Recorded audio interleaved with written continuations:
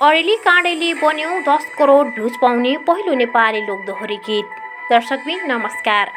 अरेली काँडेले मलाई चस्सै युट्युबमा 10 करोड पटक हेरिने पहिलो नेपाली लोकगीत बनेको छ। शनिबार बिहान मात्रै खेम सेन्चुरीद्वारा सङ्गीतबद्ध गीतले कीर्तिमान रचेको हो। 1 वर्ष अघि रिलिज भएको यो गीतमा शान्तिश्री परिवारको स्वर रहेको छ भने नेत्र आर्यलका शब्दहरू रहेका छन्।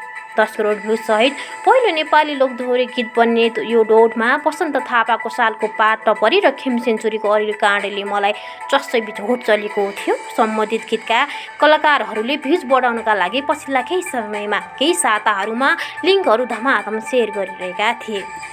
बिहिबार मात्रै अर्को गीत रुकुमैकोटले 6 महिनाभन्दा कम समयमै 10 करोड भ्युज पाउने गीतको कीर्तिमान रचेको थियो।